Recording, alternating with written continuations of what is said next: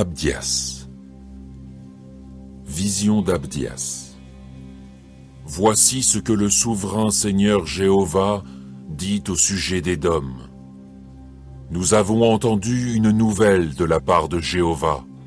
Un messager a été envoyé parmi les nations. Levez-vous, préparons-nous à combattre Édom. Regarde, je t'ai rendu insignifiant parmi les nations. Tu es très méprisé. La présomption de ton cœur t'a trompé. Toi qui résides dans les creux des rochers, qui habites sur les hauteurs, tu dis dans ton cœur, « Qui me fera descendre à terre ?» Même si tu allais habiter aussi haut que l'aigle, ou si tu plaçais ton nid parmi les étoiles, je te ferai descendre de là, déclare Jéhovah. Si des voleurs venaient chez toi, si des pillards venaient de nuit, ne prendraient-ils pas seulement ce qu'ils veulent? Si des vendangeurs venaient chez toi, ne laisseraient-ils pas quelques grappes? Comme ta destruction sera grande. On a fouillé tout Ésaü, on a cherché partout ses trésors cachés. Tes alliés t'ont refoulé jusqu'à la frontière, ils t'ont tous trompé. Les hommes en paix avec toi t'ont dominé. Ceux qui mangeaient du pain avec toi placeront un piège sous tes pas, mais tu ne le remarqueras pas. En ce jour-là, déclare Jéhovah, est-ce que d'Édom, je ne ferai pas disparaître les sages, et de la région montagneuse d'Ésaü, le discernement? Tes guerriers seront terrifiés, ô Théman, parce que tous ceux de la région montagneuse d'Ésaü seront tués lors du massacre. À cause de la violence faite à ton frère Jacob, tu seras couvert de honte et tu seras détruit pour toujours. Le jour où tu es resté à l'écart sans intervenir, le jour où des étrangers ont emmené son armée en captivité, quand des étrangers sont entrés dans sa ville et ont jeté les sorts au sujet de Jérusalem, tu as fait comme eux. Ne regarde pas avec plaisir ce qui arrive à ton frère au jour de son malheur. Ne te réjouis pas au sujet du peuple de Juda au jour de sa destruction.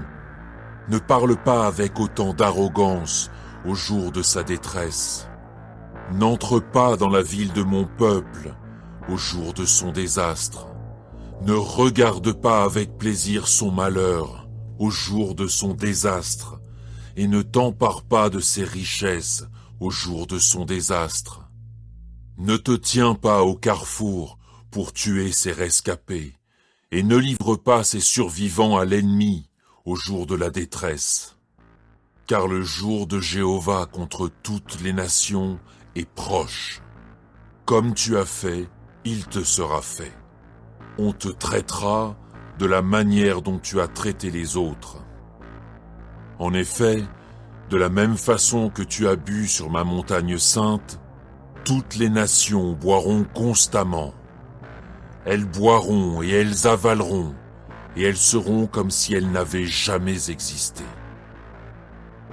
Mais les rescapés seront sur le mont Sion, et il sera saint. Et la descendance de Jacob reprendra possession de ce qui lui appartient.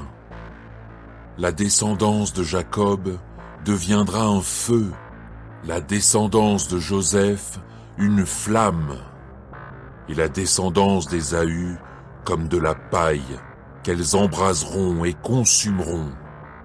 De la descendance d'Ésaü, personne ne survivra, car Jéhovah lui-même a parlé. Elles prendront possession du Néguev et de la région montagneuse d'Ésaü, de la Shéphéla et du pays des Philistins. Elles prendront possession de la campagne d'Éphraïm et de la campagne de Samarie. Et Benjamin prendra possession de Galaad. Aux exilés de ce rempart, au peuple d'Israël, appartiendra le pays des Cananéens jusqu'à Sarepta. Les exilés de Jérusalem, qui étaient à Sepharad, posséderont les villes du Néguev. Des sauveurs monteront au mont Sion pour juger la région montagneuse d'Ésaü, et la royauté appartiendra à Jéhovah.